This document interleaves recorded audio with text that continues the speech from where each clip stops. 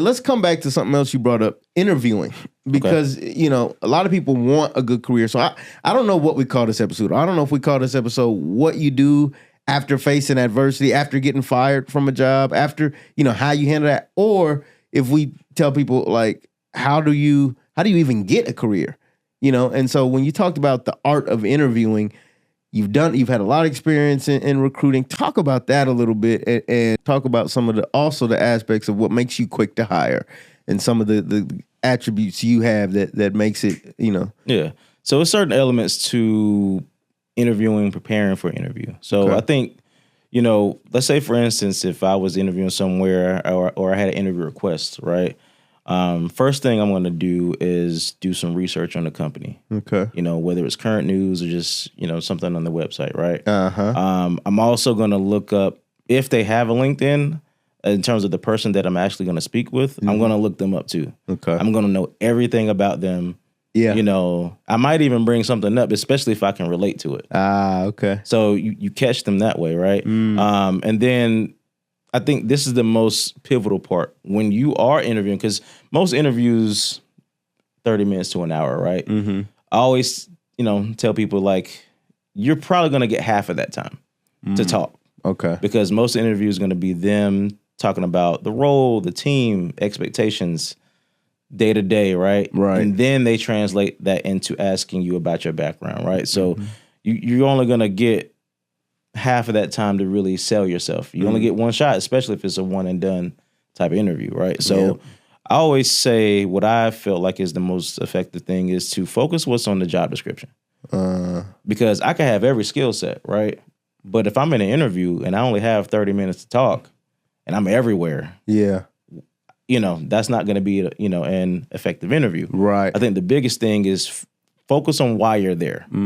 So if there's a certain thing in the job description, specifically in their description that you can speak to, it provides relevance. So don't forget why you're there. Don't let the introduction, the connection make you start talking about, oh, well, I walk dogs too, and I love to walk dogs. Well, at some point you need to pivot back to what's on the job description. Exactly. So don't spend more time talking about dog walking than what we're here to hire about. Exactly. So so I think that method hits a lot harder because it provides relevance to what you can do and to what they've put in their own job description. So let me ask you this: over the 6-7+ years you were on the ground with recruiting.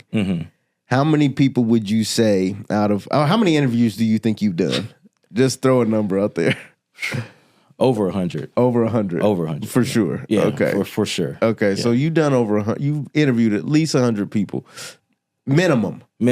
On bare minimum. Bare minimum side. Yeah. Okay. How many of those, and that's a good number so we can do the math easy, but how many of those would you say do the first thing you said, which was do research on the company? Well, to caveat that, what we do is we prep. Okay. So they don't have to walk into an interview blind. This is just a practice that I do. Okay. So like anytime where like one of our clients says, hey, we would like to interview XYZ candidate, we already set a prep. Let so them you know. Help them. Yeah. So like that way, you know, we prep them with everything I just mentioned, situational questions, trick questions, how to handle those things, how to handle situations where you're forced to provide detailed work examples and things like that. Gotcha. Talk about like systems you've used. You know, don't just talk about what you did. Talk about what you've used to actually do it. Right? Because then, it further validates. It shows a level of like, I guess, maturity within an interview that you've been here before. You know how to handle, you know, whatever is thrown at you. Right. Yeah, so that's kind of where I've built up kind of like people in that regard. And do you think most people have been in, I guess, because the point of my question is, how many people do you think don't know to do that? Would you imagine don't know to prep or like, oh, I should actually do some research on the company? And they thinking that it's all about them, you know? Yeah, you'd be surprised. I mean, a lot of people don't know to do that because they're so focused on some of the wrong things. And it's not their fault, right? They don't know. They don't know. You don't know what you don't know. Right. So you don't know what to focus on when you're talking to someone who you've never met. Right.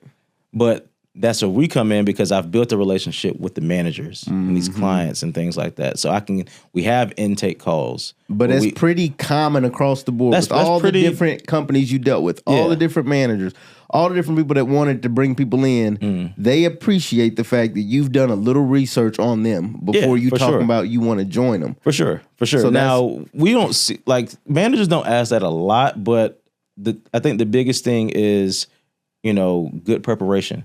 Yeah. Because you don't know what may be asked. And I always tell people that, like, you rather have that in your back pocket and not need it than to be asked that and you have no idea who you're interviewing with. What is it y'all do again? It's like, okay, thank you for your time. Right, that'll be it. Yeah. That'll be it. We got it up here. But yeah. Okay, so that's good. So you did that interview prep. Look at LinkedIn. That's a nice little hack. I don't think I've ever really done that. So if you find the recruiter's name you're talking to, do some prep on them, and then possibly if they a Saints fan or a Colts fan or something like that, you might say, "Oh, I'm a Colts fan too," just to build rapport. Right.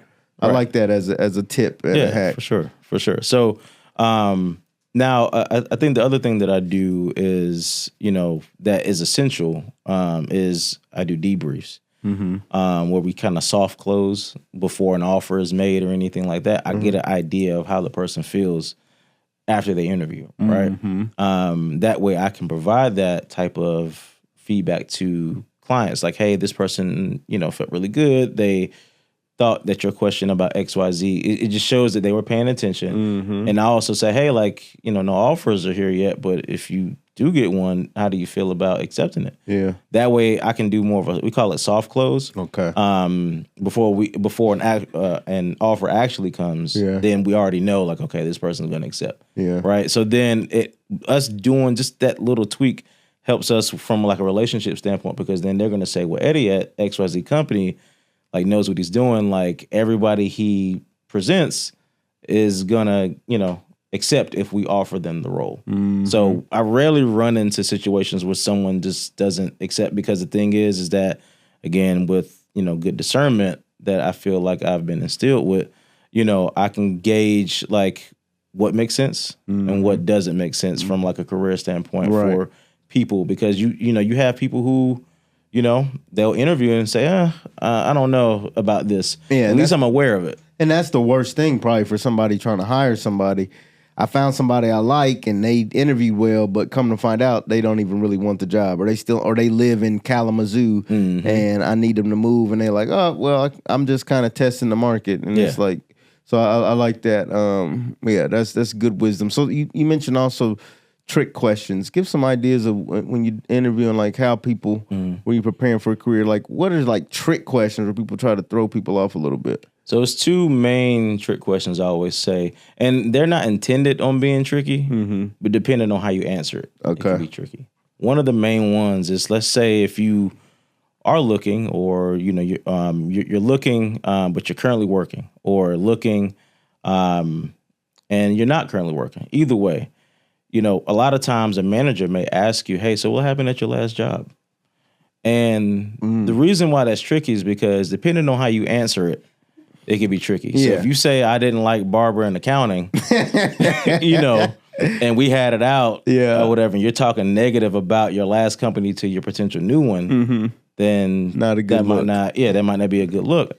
So normally I think the best practice is keep it on the up and up. Even if something did happen, that so you really didn't like Barbara and y'all had it out. Okay, so how do you handle something like that? It's more so you just stay on the positive route. Talk about, you looking to elevate, pivot to something, greater, and then turn it back on the company. I see this company as something, valuable for me so I can grow, help a team. You just don't want to get into situations where, like, you're being too detailed about anything negative to someone who you aren't working for yet. Got it. So that's a good one.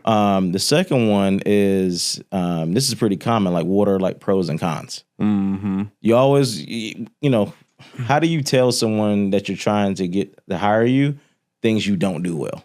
That's a big one. I think people will really want to know this. Right. So I always say, and again, it's more so wordplay. You don't want to be in a situation where you're like, yeah, well, I'm not organized and I'm not on time and I don't do anything well, But I really want to work here. Right, I come in late, leave early, you should hire me, right? Yeah.